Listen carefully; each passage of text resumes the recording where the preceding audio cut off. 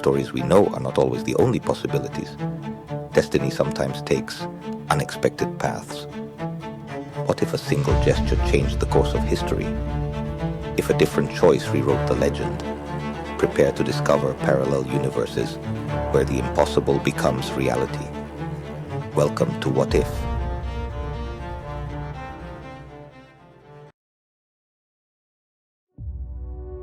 The Forgotten Guard. Narrator: Alatar, the Morinator. Location: somewhere on the plains of Dagorlad, before the Black Gate, minutes after the fall of Sauron. Seek not our names in the Red Book of Westmarch. Do not ask the bards of Gondor for us, nor expect the elves of Lorien to weave our faces into their banners of silk. History remembers the light. It remembers the crown and the sword that was broken and forged anew. It remembers 9 walkers. But the light only shines because the shadow is held back in the darkness. I am Alatar.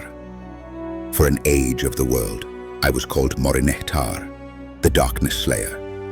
And my companion, the one sleeping now beside me on the black earth, snoring with the exhaustion of an old man, is Pallando.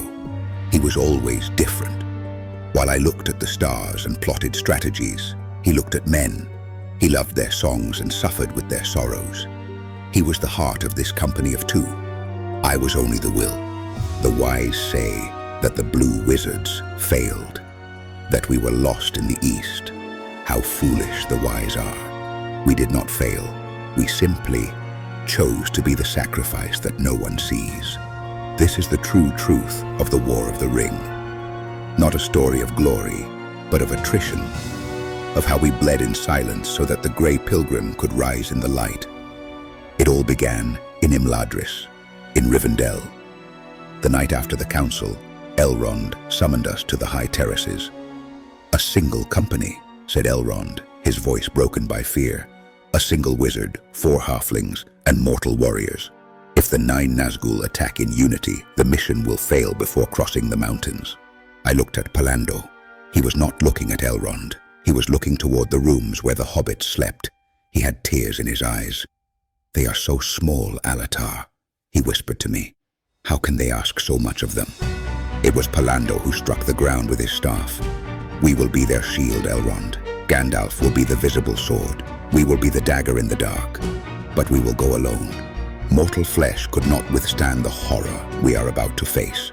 And so, while the Fellowship of the Ring departed amidst silent cheers, we departed before them, blue shadows in the mist, toward the danger. We followed their trail to the Ford of Bruinen. When the waters swept away the horses of the Nazgûl, their physical forms died, but their spirits were hurricanes of pure hate. They attempted to fly toward Mordor to reincarnate. That is where we made our first mistake. We underestimated them. On the opposite bank, we wove a net of starlight to trap them, a spiritual cage. But they were not simple wraiths. They were ancient kings, and their will was of black iron. When they collided with our barrier, it was not a silent strike. It was as if a giant hammer had struck my mind. I saw Pallando fall to his knees, bleeding from his ears. "Do not let them go," I screamed. "If they escape now, they will hunt Frodo down before winter comes." The magic became visible, threads of silver pouring from our hands and wrapping the shadows. But the shadows burned. The air smelled of ozone and rotting flesh. It was not an elegant victory. It was a dirty and desperate fight. For 17 days, they consumed us. Pallando screamed in his sleep, reliving the tortures of the 9. I felt my own light cracking. Sometimes, in the cold nights, I wonder if we did right. If by stopping them, we did not alter the tapestry of fate too much. Perhaps our hand weighed too heavily on the scales. But looking at Pallando, pale and broken, I knew there was no turning back. In the end, we did not win. We simply held on until we broke. The Witch King shattered our defense. They escaped. We fell into the mud, trembling, unable to lift our staffs. "We have failed," I said, spitting blood. But Pallando, white as a corpse, smiled. "No, brother. Look at the calendar. We have stolen 17 days from them. Frodo is safe now." The war led us to the mountains. When we felt the awakening of the Balrog in Moria, we knew Gandalf would die.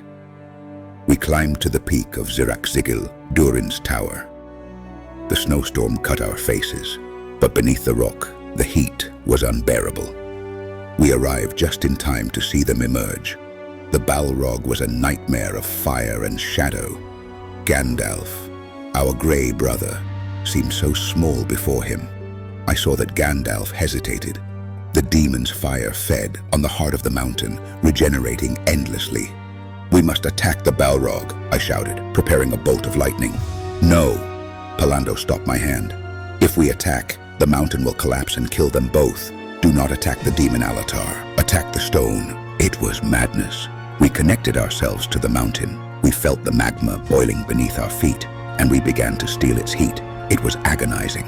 I felt my skin blistering from the effort, but it worked. The veins of fire cooled. The Balrog blinked, confused, losing his source of power. In that second of doubt, Gandalf struck, and the demon fell.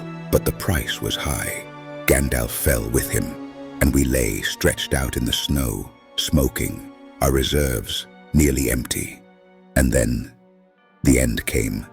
Gandalf's body lay dead on the peak. We felt the call of Eru Ilúvatar. He was permitted to return. His spirit was coming back, greater, whiter, sent by the divinity itself. But there was a problem. The vessel was broken. His old gray body, burned and frozen, could not contain that new holy fire without turning to ash instantly. Eru sent the soul, but the body needed to be reinforced. I looked at Pallando. His blue hair had turned gray in the battle. He was old. "He is the leader, Alatar," Pallando said softly. "We cannot give him the power. That comes from beyond the sea. But we can give him the support. We can be the foundations of the tower." There was no ceremony, only two brothers holding hands under the storm. We initiated the rite of renunciation. We did not create the White Wizard. We only prepared his house so it would not burn. It was terrifying. I felt the magic leaving my veins. I felt the connection to the trees, to the wind, to the stars severing. I ceased to be an Istari. I ceased to be a Maya. Suddenly the cold was no longer something alien. It soaked into my bones. I felt hunger. I felt fear of death, a human fear, small and terrible. In front of us, Gandalf took a breath. He rose, brilliant, terrible. He did not even look at us. His mind was on the war. The eagle took him away, and we remained there, two fragile old men on top of the world, hugging each other so as not to freeze to death. The descent was slow and painful. It took us weeks. We had to beg for bread in the villages. Our joints ached. People looked at us with pity, not knowing that days before, we could have toppled mountains. And now, here we are, at the Black Gate, hidden among the reserve soldiers, filthy, tired. When the Nazgûl arrived on their winged beasts, Pallando covered his head, terrified. He who had defied Sauron now trembled like a child. "I can do nothing, Alatar," he wept. "I am useless." But then, the light, Gandalf the White, we saw him raise his staff. We saw that light that we once held, shining with the strength of a sun, blinding the enemy, and we knew it had been worth it. The ring has fallen. The earth shakes.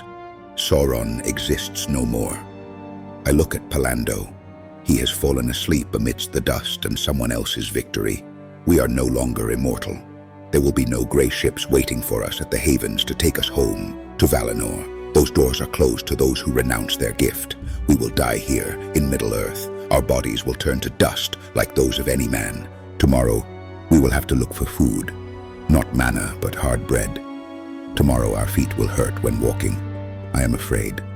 Yes, I am afraid of the end. But as I watch the sun breaking through the clouds of Mordor and see my brother breathing, I think that perhaps this mortal life has its own beauty. We did what was necessary. We kept the secret. And now it is time to rest.